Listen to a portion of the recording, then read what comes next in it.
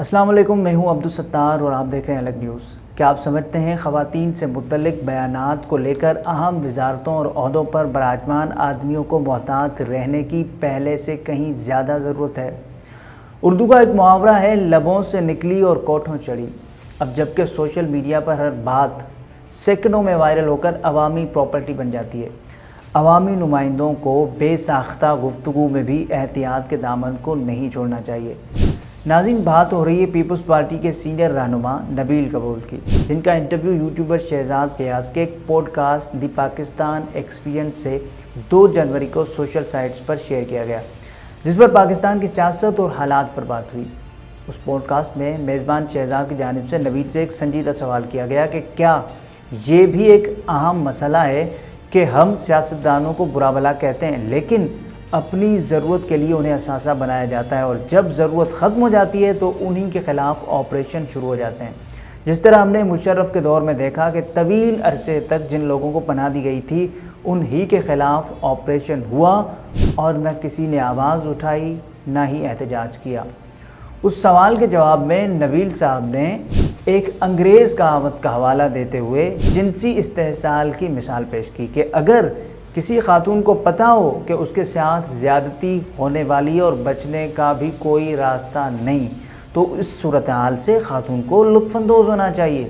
When rape is imminent, just enjoy it. جب شہزاد کی جانب سے ایسی کسی کہاوت سے متعلق لا علمی کا اظہار کیا گیا تو نبیل قبول نے دعویٰ کیا یہ کہاوت واقعی موجود ہے۔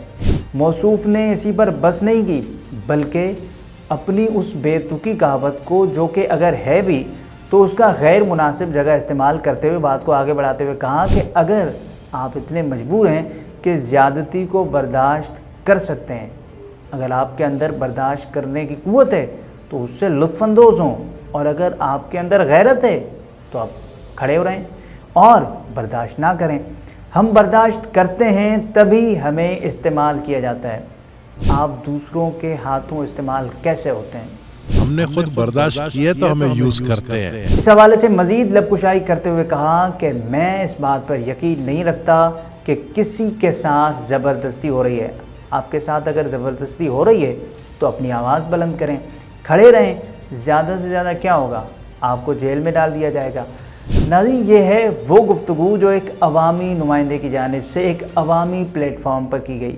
سوشل سائٹس پر اس غیر اخلاقی گفتگو پر لوگوں کی پوسٹوں سے شعلے نکل رہے ہیں، اور ہر مہذب اور عاقل شخص اس بیان کی مذمت کر رہا ہے۔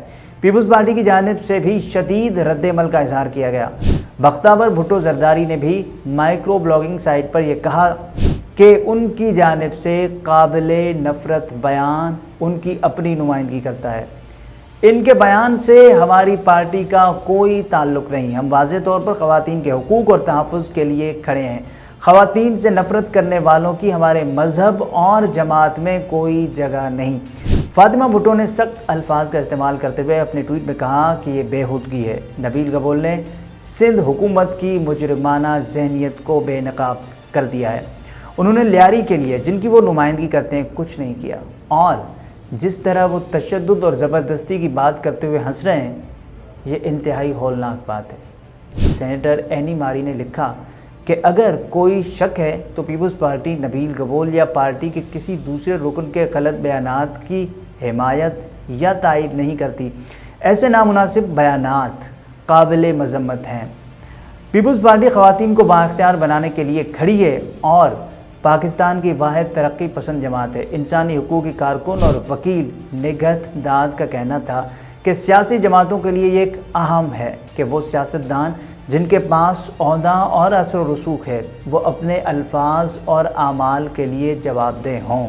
یہ شخص پہلے بھی 2 انٹرویوز میں نفرت انگیز باتیں کہہ چکا ہے۔ ناظرین، یاد رہے کہ اس سے قبل نبیل قبول نے ایک اور پوڈ کاسٹ میں فیم ٹک ٹاکر میرا دل یہ پکارے آجا عائشہ کا موبائل نمبر اور گھر کا پتہ پوچھا تھا، اور ایک اور پوڈ کاسٹ میں خواتین سے متعلق انتہائی نامناسب بیان دیا تھا۔ ہم لوگ جذبات جو ہے نا اپنا دل میں نہیں رکھتے، جو پسند آگے اٹھا لیتے، جو پسند آگے اٹھا لیتے۔ ناظرین، یہاں یہ سوال بھی پیدا ہوتا ہے کہ ایسے انٹرویوز کیا صرف عوامی لائکس اور کومنٹس کے لیے کیے جاتے ہیں؟ سوشل میڈیا کا کنٹینٹ بدنام اگر نہ ہوں گے تو کیا نام نہ ہوگا کے لیے ہی کیوں ڈیزائن کیا جاتا ہے؟ ان سوالوں کا جواب کامنٹ سیکشن میں دیں تاکہ بہتر سوشل کنٹینٹ کی ڈیزائننگ میں مدد مل سکے۔ میں ہوں عبدالستار اور آپ دیکھ رہے ہیں الگ۔